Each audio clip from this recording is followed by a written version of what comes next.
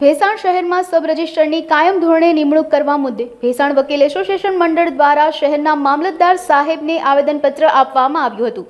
ઘણા સમયથી મામલતદાર કચેરીમાં સબ રજિસ્ટરની નિમણૂક ન થઈ હોવાથી અરજદારોને વારંવાર ધક્કા થતા હોય છે। કલેક્ટર દ્વારા શહેરમાં સબ રજિસ્ટરની કાયમ માટે નિમણૂક કરવામાં આવે તે અનુસંધાને આવેદનપત્ર આપવામાં આવ્યું હતું। સરકાર દ્વારા આ અંગે ધ્યાન ન અપાતા શહેરના વકીલ મંડળ બાર એસોસિએશનના પ્રમુખ સાથે રહીને મામલતદારને લેખિતમાં રજૂઆત કરવામાં આવી હતી। તેમજ આ રજૂઆતને ધ્યાને નહીં લેવાય તો ગાંધી ચિંધ્યા માર્ગે આંદોલન કરવાની ચીમકી આપવામાં આવી હતી।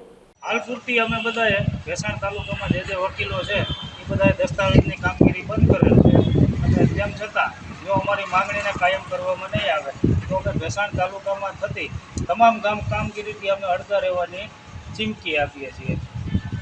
પ્રમુખ બાર એસોસિએશન ભેસાણ આજરોજ અમારા વકીલ મંડળના તમામ સભ્યોને સાથે રાખીને ભેસાણ મુકામે સબ રજિસ્ટ્રાર ઓફિસમાં સબ રજિસ્ટ્રારની કાયમી નિમણૂક કરવા માટે મામલતદાર શ્રી ભેસાણ મારફત કલેક્ટર સાહેબને આજરોજ આવેદન મોકલવામાં આવ્યું છે।